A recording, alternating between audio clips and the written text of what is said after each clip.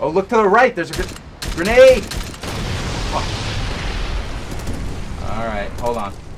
I'm coming over. I'll be right there. Okay.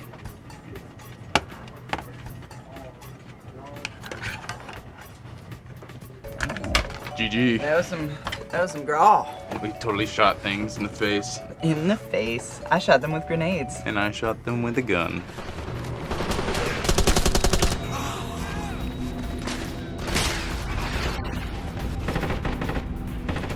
It's very similar to the first Graw, which makes sense. I mean, the first Graw only came out a year ago. Right. It's not even a year ago. Yeah, they didn't fuck with anything that people love. And they fixed some things that people didn't like. Exactly. What more can you ask for? Well, you know. You could ask for a whole new game. Yeah, you could. But you can't ask for that in 1 year. So. Yeah.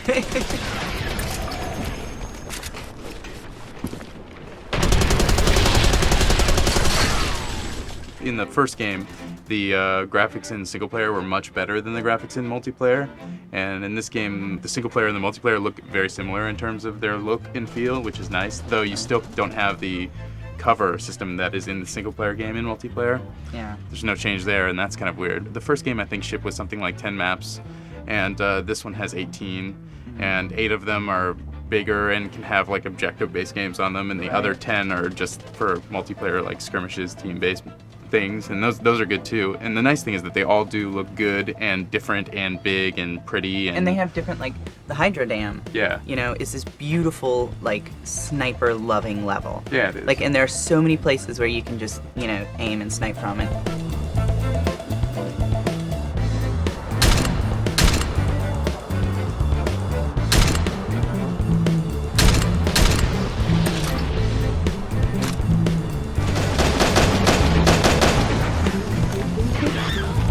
If you want to create a game on the Hydra Dam where it's just like tons dudes and we're all going for the same spot, like we played this King of the Hill match, and it was insane. It was almost like Halo, where we're just all like coming into the same spot and just exploding everything we can. And you know, if you want that kind of game, you can make that kind of game in Graw. The cross-comm, instead of just having it appear in a tiny window at the top of your screen, which it does anyway, you can also have it like take up your whole vision by holding down the RB button. Which I have to admit, like the whole drone thing, and especially in the multiplayer, I found very confusing. Really? When I was playing Graw, like especially because I wasn't ever sure who was controlling the drone. And because anyone can do it. And it's like this, and I play in standard def. Yeah. So it's this tiny little screen in the corner. But now with the first-person view, I can absolutely see. It's true. Right away, standard def and everything.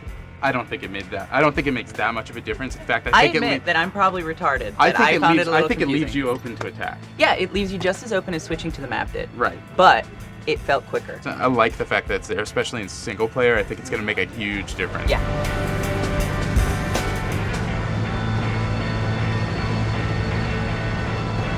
With your cross-comm, you can look at what your buddies are looking at. Yeah, and that I found to be a nice addition, but one that I didn't find to be that useful. But again, we only played for about 2 hours yesterday, although we were playing with a good number of people, so it was a pretty good idea of what the game is actually going to be like when we get it.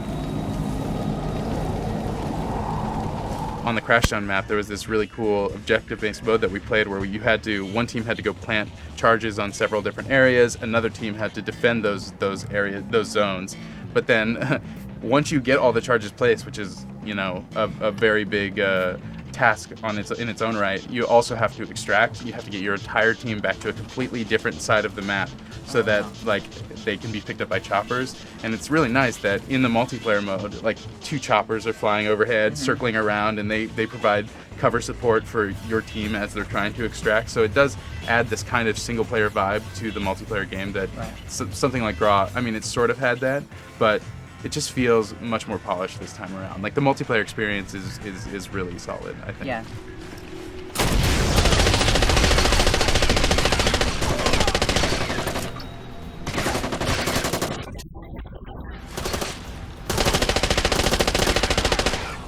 And we didn't have any mic problems. None. Everything seemed to be working very well, and that's positive. I think, like I said at the beginning, it's like the first game, but just seems more polished. The graphics are better. I like the maps better than the maps that shipped with the first game.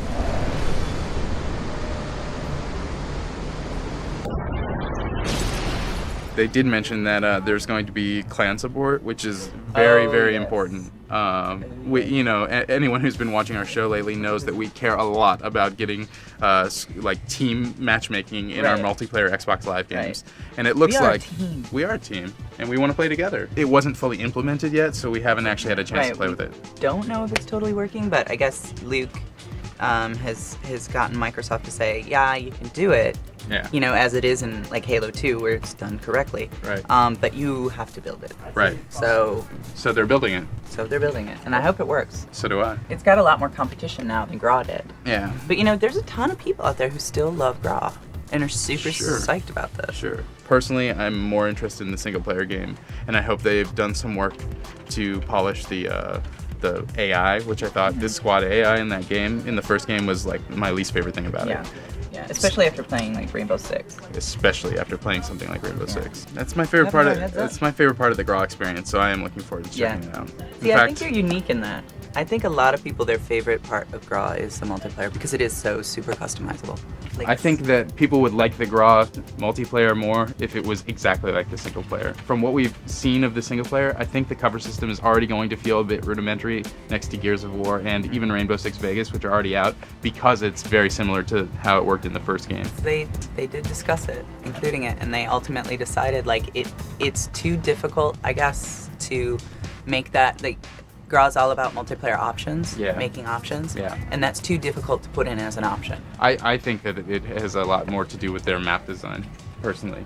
Maybe. Because there are just the pieces of random environment all over the place that you wouldn't be able to take cover on because they don't build things in bricks. There's circular objects and crash planes and that sort of thing. I don't think it would be easy to work cover into it. I think it's going to be fun. I don't know if I'm going to play it as much as some other multiplayer games that are already out because cover is cool. I like cover now. Yeah. But anyway, I'm going to go check out the single player demo some more. Hopefully it's a bit improved from the preview stuff they were showing earlier. Right on. All right, check you later. I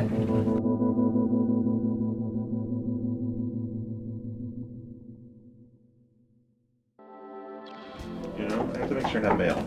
That's important. Hi there. Hello. I heard you got to play the Shivering Isles. I did get to play Shivering Isles. I hear everybody in the office is jealous about that.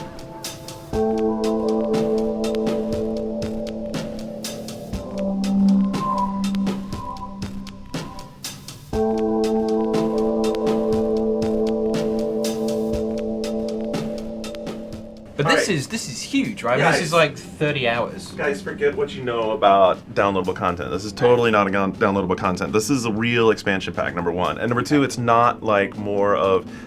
I guess the first thing they told us was, hey, we know people want more of this, and we've been doing that with downloadable content, and what we didn't want to do with an expansion pack was just make more and more and more of what we've been doing. So we're going a totally different route. That's how they came up with this whole weird mental realm of dementia and mania.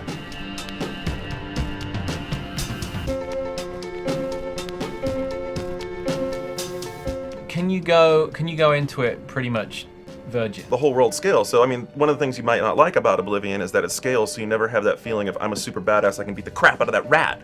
But at the same time, it means that, like, you can start a new character and go right into the expansion pack.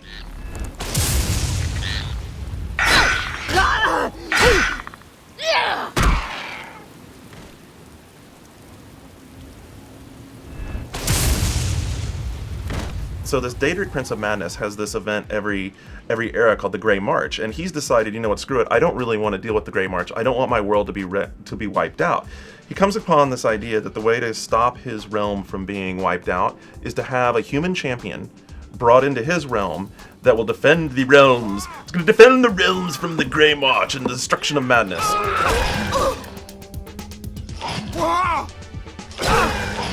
By going into a realm of madness, they're no longer anchored to giant gray castles and beautiful forests and all that kind of typical fantasy stuff. They can go completely batshit because it's crazy people, right? Yeah, and like the screenshots I've seen are all like, it's very Alice in Wonderland-y with like really big alien shrooms and and Well, I don't know about colorful.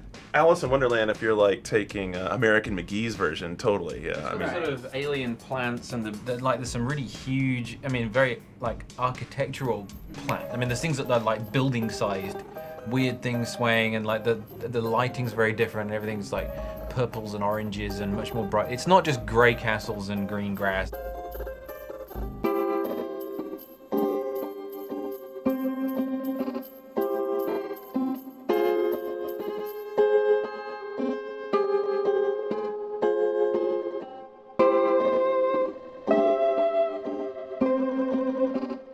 So you start off and you're like in this purgatory of madness purgatory. It's this goofy. There's like this goofy clerk. His name's Haskell. Have you made up your mind? The tension is almost palpable. Fine. I'm sure my lord will be most pleased, assuming you ever manage to see him. You'll want to pass through the gates of madness. Oh, and mind the gatekeeper.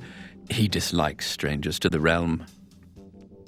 Enjoy your stay.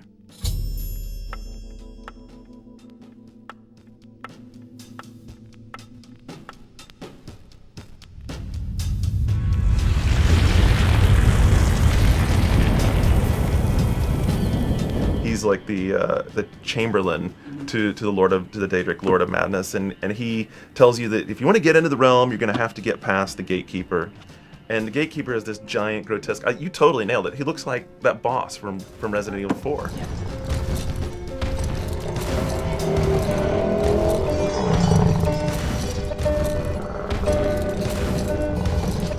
You could go fight him. Like, at the very first, right when you walk into the town, they go up to the gate, and you watch him, like, just annihilate these 5 dudes in plate mail, which is kind of your clue. Yeah, you could fight him if you want to. You probably get your ass kicked, but if you want to fight him, you can. And from there, you start talking to people in town, and you learn, okay, there's some other ways you could go about this. You kill him, but isn't there a thing where you can rebuild him? Yeah, so through a series of quests, you eventually wind up with the sorceress in her laboratory creating the next keeper, which is pretty funny. It's like it's bizarre. You're in this slaughterhouse choosing, do I want the arm of mashing and smashing with this giant cudgel, or do I want the slice and dice arm with the super sword? Wow. And you build your own guy, and then you do this great ritual, which is pretty spectacular. There's pretty good special effects. You know, the sky turns purple, and there's lightning flashing, and you raise him up out of this pool, and there he is, my precious. That's pretty much nerdgasms right there. And You're like, I want to build a keeper. I'm gonna build a monster, my own monster. You think it's going to get people back into Oblivion? Well, I think the thing that came across to me from playing this is how well they've learned to really have the narrative tie together. Because to me, I stopped playing Oblivion. And I stopped playing Oblivion for some reason. I've always stopped Elder Scroll games, which is I get into them, I get going, I get distracted by some of the cool stuff you can fool around with in the world, And that's when I run out of gas and go, oh yeah, storyline, I don't remember. This actually pulls you into that more strongly because it's more dense, because there's more of like a encapsulated experience. Yeah, and it's all interwoven, It's like what's going on in the storyline is so tightly a part of the world that you're in, because it is the realm of madness and it's all tied together. Did you guys see the PS3 version? We did see the PS3 version. That's a little strange because it's got the Knights of the Nine. Right? Comes with the and Knights it's of the Oblivion, Nine. but like no horse armor. I mean, as of now, it doesn't have horse armor. Doesn't have any of that. It doesn't have the Mihun's razor. We've known all along that the two consoles have different architecture, right? It's a technical limitation. And the way the PS3's memory is architected, they just don't have enough memory to load every piece of downloadable content. So now imagine you bought all that stuff, you have all that art. Because they don't have enough memory, they'd have to be doing swaps or some kind of memory tricks, and they've tried it and the performance isn't there. So they hope to have some downloadable content. It's going to be like a pick and choose sort of thing where they're going to have to select, okay, well, we want these pieces because we think those are the best pieces to go in. And so far, horse armor hasn't made the cut. Imagine that. I'll tell you what has made the cut is because the machines are different. They had to redo the renderer completely. And you guys, I'm sure know this really well. If you're watching the game, especially in the distance, there was always that weird like overlit glow effect, especially on like mountainsides and that kind of thing. So they've solved that because as they were redoing, they don't have multiple teams at Bethesda. They have like one group of coders. So they're working on the engine. They're redoing the renderer for PS3. One of the guys is like, you know what? I've been working on shaders a lot now. I think I have a way that we could like make the distance textures look a whole lot better. He came up with a new shader code, fixes that. Here's the cool part, because shader is like a unified part of architecture, 360 is going to get that fixed.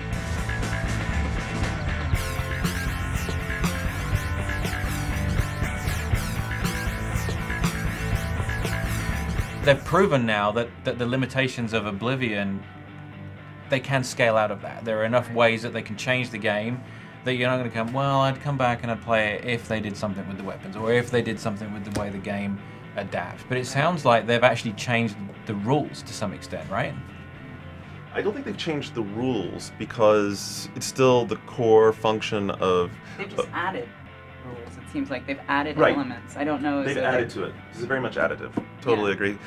I've never been a big fan of the Oblivion system of everything, like we were talking about earlier, leveling alongside, because I like to feel like that sense of accomplishment. But I think in this case of an expansion pack, it really plays in their favor because, like we were talking about, you could create a character, and yeah, you could go directly there. You're probably not going to go directly there, but what you can do is get the few things out of Cyrodiil that you want, and then go directly over and play the expansion pack. You're not going to have to grind through all of Oblivion again just to go play the expansion.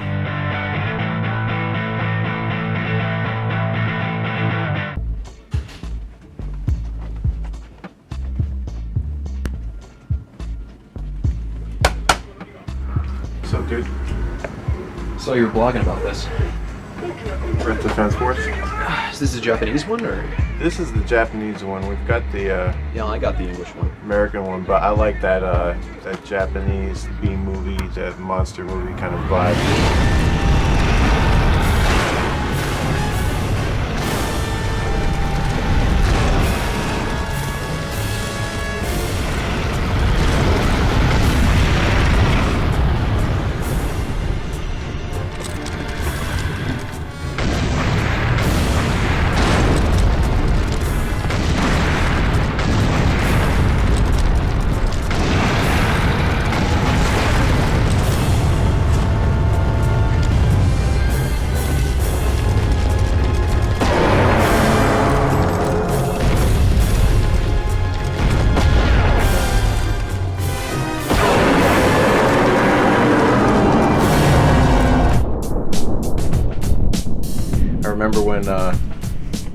When the first game came out, and I wasn't really following the Simple 2000 series that much. Eventually I started to, just because I realized that, okay, well, the Simple 2000 series is just like a way for, smaller development teams just to come up with wacky ideas and just actually get them out there, which you can't do at a normal, traditional game publisher like Electronic Arts. They're not going to let somebody just make a goofy game, And I got it. I just couldn't believe like how many levels and all the different weapons you could get. Yeah, we give you 150 plus weapons, 4 different vehicles, and we got this really cool kind of team AI that we have built into this version of the game, which is kind of a new step to the series where these guys that surround you will be added to your squad if you approach them at the correct time. We'll join you. We're the welcoming party. Let's show them how we do things around here.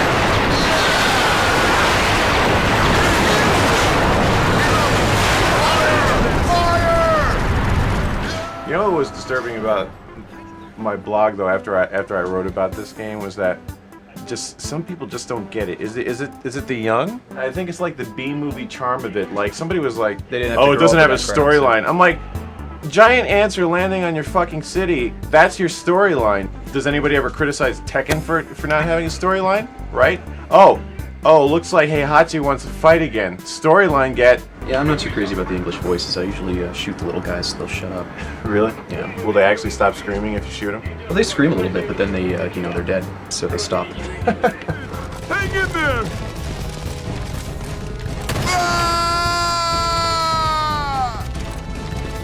We're saved! I'll join you!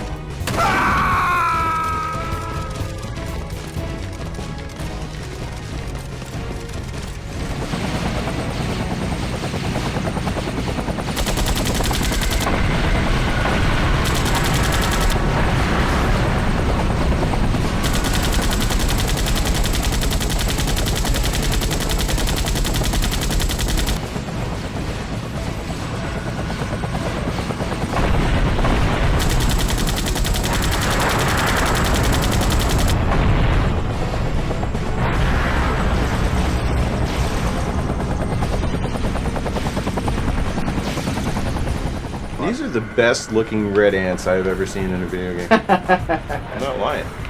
They look pretty good, especially when you get up close. You can kind of see the stuff that they did with the mandibles and stuff. They have lots of little geometry touches, and they use the normal mapping really well. Yeah, Sandlot did a really good job. When the Simple 2000 versions on the PlayStation 2 were pretty nice, but Yeah. the textures and everything on this, I mean, there's still kind of a, I'm not gonna lie, there's still kind of a ghetto look to some of the things, but the textures, especially once the spaceships start coming out and like they fill up the entire screen, Yeah. the bump mapping and all the lighting and Yes. all the effects, graphics are at times really nice.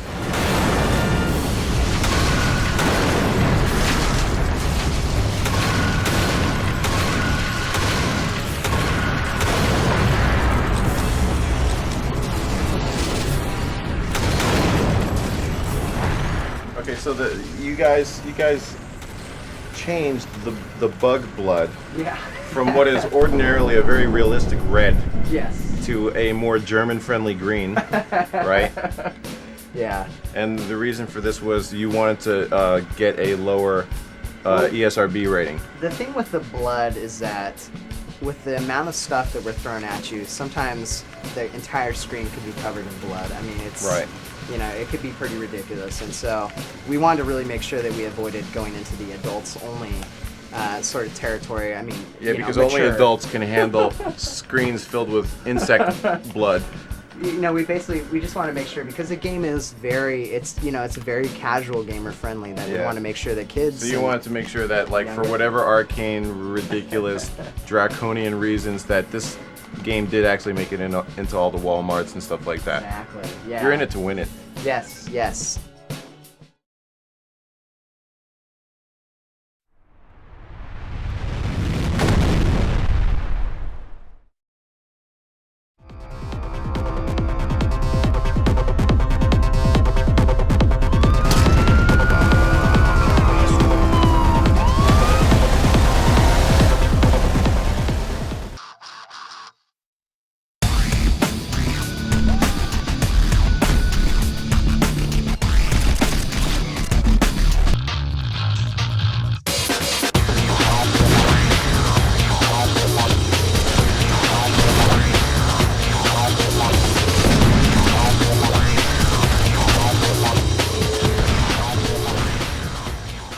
Did you actually finish it with her yet?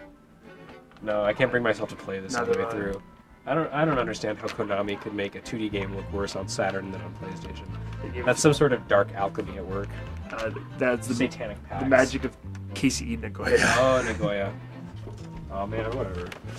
This is crap. Come on, it's Maria on Saturn, dude. I don't care. Like, Symphony of the Night is an awesome game, but a crappy version of Symphony of the Night it hurts more than just a crappy game on its own, you know? The terrible, terrible shoddy Saturn version. At least we have the comfort of knowing that they're not bringing that one to Xbox Live Arcade or to the PSP. There is something coming for PSP. Something good. Something like that one. You know, a lot of people don't even know what Rondo of Blood is because it never came out in America in its full form. Right. So think the Super NES Dracula X, except about 5 times more awesome. It came out really late for Super Nintendo, and it was a remake of this, which was for the PC Engine CD, also like the TurboGrafx Duo here.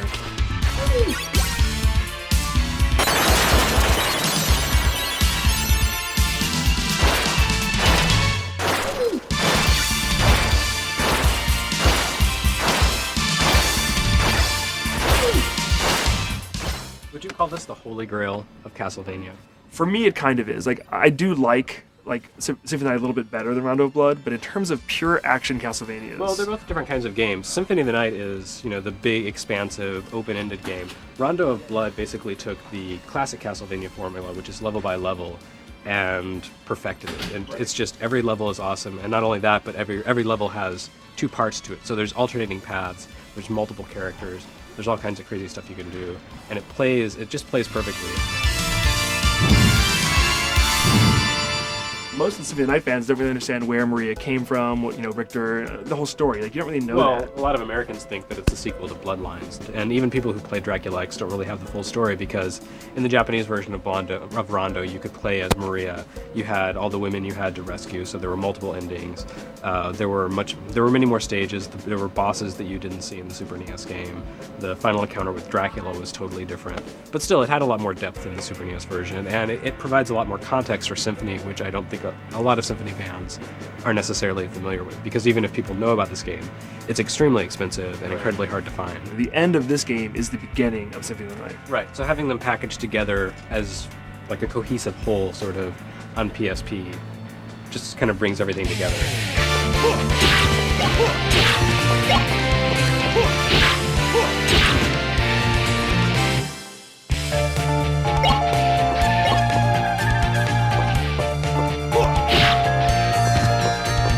If you're an old school Castlevania fan, there's a lot of stuff in this that is drawn from earlier games, like a lot of the bosses, enemies, levels. Well, yeah, the game begins in the town of Algebra, whatever. Yeah, but it's basically a Castlevania town burning. Right. And that's all.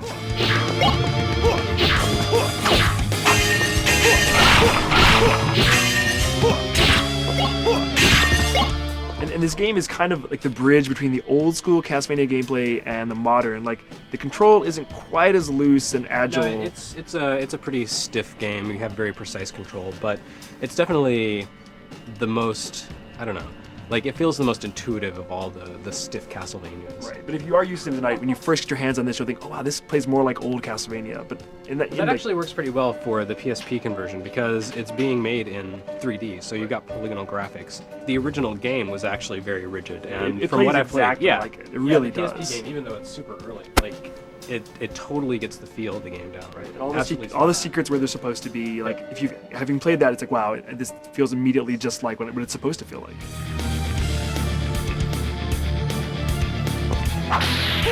Yeah, they're a little rough right now, but it looks like there's some in-engine cinemas before every boss. Right. Iga's not sure what they're doing with the other cinemas, because in the original version, they're kind of like anime style. And it was basically just someone's mouth was animated. Yeah, that was the style of the era. Like, every PC Engine game had like animated mouth, or maybe a hand. So I think now they're either going to go for like CG, full like anime style, or maybe a remake of like these little dioramas more. I don't know. We'll see.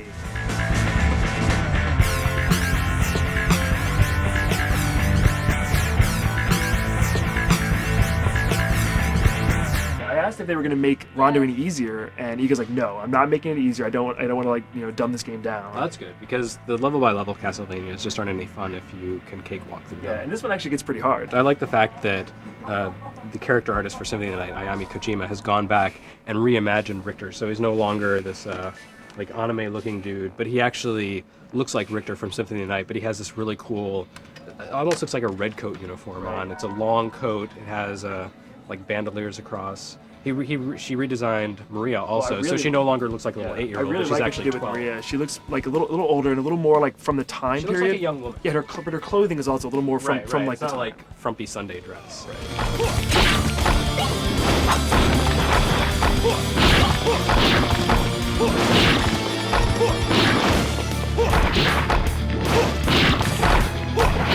The game still has 7 or 8 months before it's ready to be published. We played through 4 levels. Well, one, 2 levels plus their alternate the prime levels. stages. Yeah, and they were like spot on. And actually, the second levels were a little more different than the first. Like from what Iga tells me, is the beginning of the game, he's keeping it very straight to the original. But as you progress, like they are adding parts to the levels that will surprise people who have played the original. That'll be cool.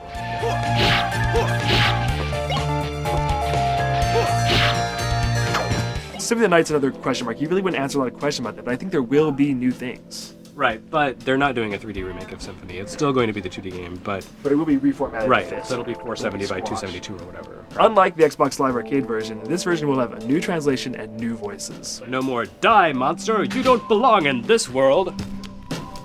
I'm looking forward to the Xbox Live Arcade version just because, it'll be nice, but this is definitely the one that Castlevania fans will want to wait for. Yeah, I mean, if you haven't played Rondo... The 2 games remastered and remade on the same disc. Like, just Rondo of Blood alone would be worth it, because otherwise the game's $150. And you can unlock the original game on the PSP version. So Right, I think that's a nice touch, because that's something people want to see, is the original 2D game, because it had really nice graphics for the PC engine. I'm getting excited about this game. Yeah, only, half a year to wait? Half a year to wait. Well, I guess I'll get back to the Saturn version and... Yeah, let me know if you finally beat it with... If you beat it with Maria, let me know, because I never could push myself through that. Alright.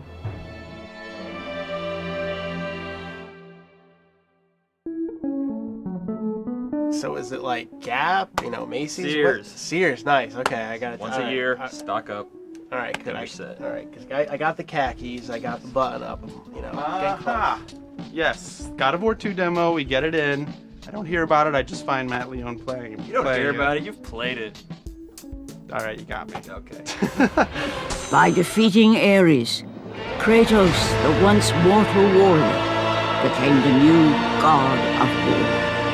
However, Kratos soon found himself alone on Olympus, shunned by his fellow gods. So I actually went back and played God of War 1 a little bit after playing this, and this seems like you liked God of War 1, we're not going to mess with the formula, we're just going to make it like much slicker, more of like the stuff that you liked from God of War 1. So for me, even playing this, it kind of proves at least they didn't fuck it up.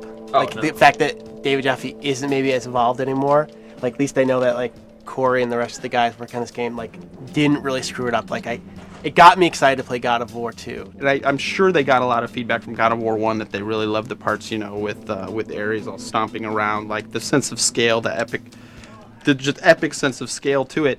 And throughout this entire demo, you have just this huge fucking like Colossus statue smashing things and stepping on you and bouncing around, and just when it's in the background, it adds a lot.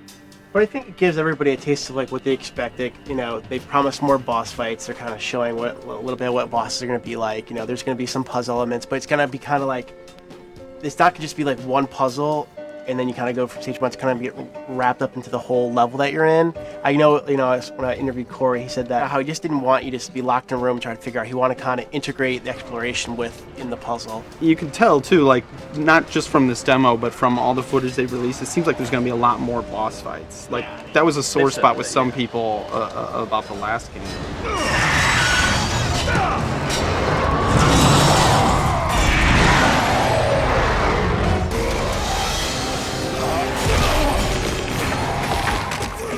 Yeah, they definitely have the more boss fights, but I just hope they're all as good. Because I mean, the reason people wanted so many more is because of how good they were. Right. Like, sure, there were only like 3 real boss fights in the game, but they were all like these huge epic things, and I would rather have that than 6 kind of like mid-level bosses personally. I just hope it's not like the final boss fight that kind of stunk.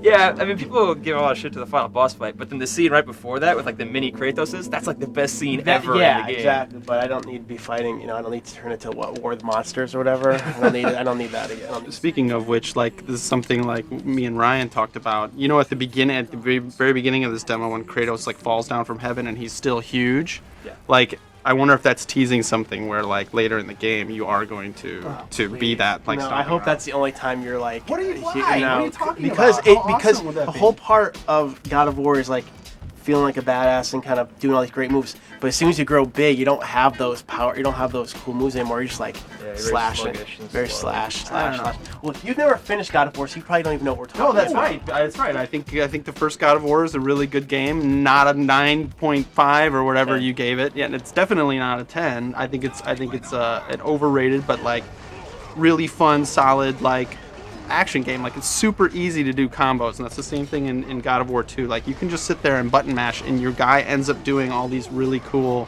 incredible combos, grabbing them in midair, throwing them down, and stuff like that. You don't even necessarily have to be like thinking of exactly what you want to be doing. Like a hardcore fighting game. When I was talking to Corey, he did talk about how they're trying to give you some more depth to, like, for the advanced guys, kind of give them like a little bit of an edge going. If you kind of figure this stuff out, where it definitely gets more complex.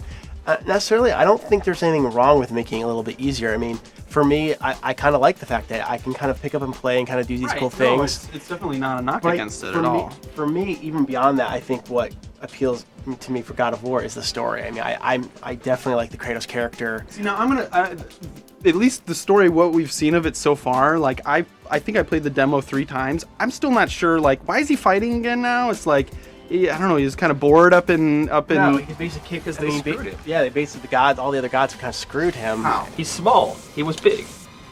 Now he wants to get big again, basically. Athena! You conspire against me!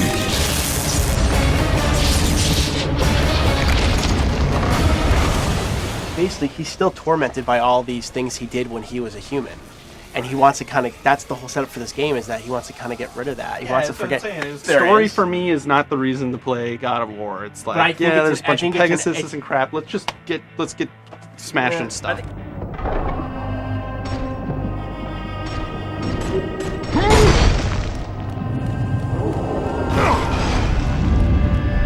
It was kind of interesting to me how in the first game, like when you had the first demo, a big part of it was the whole like block pushing puzzle where everyone's shooting those arrows at you and you had to kind of figure it out.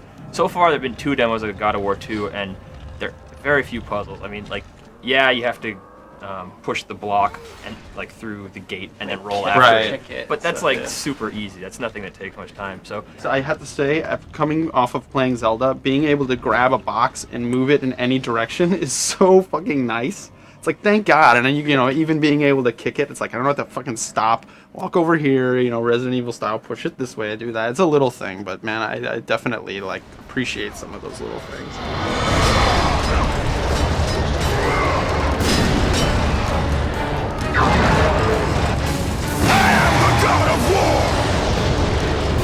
Kind of pissed before that it was like, why isn't God of War just going to the PS3? Like, I really wanted it to go on the PS3. Seeing this and playing it actually like kind of like soothes that concern. Like, it looks really good. It looks good enough that I'm playing almost all next gen games now. I haven't played a PS2 game since I started, Final Fantasy 12 a little bit a few months ago. But this looks good enough that it doesn't bother me that it's on like last gen. Yeah, I mean, I played it through and I got me really excited to play through the game. I didn't really care that it was next gen, but at the same time, like, thinking what they're doing at the end of the PS2 cycle, just thinking about what God of War 3 will be like. Yeah, it's amazing.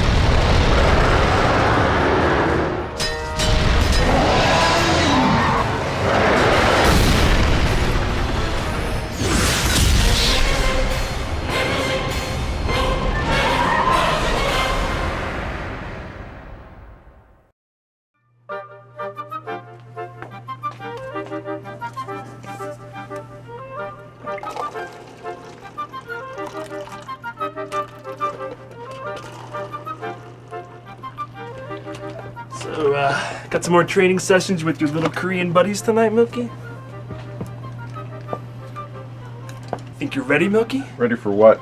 This. Virtua Fighter 5. I've been ready for the last 4 years. I haven't even shown you my best character. You have suddenly mastered another character after all these years? Maybe I have. Maybe I've only shown you what I want you to know. Maybe your false sense of security, that's gonna be your undoing. Really? I'm hungry. I want to win.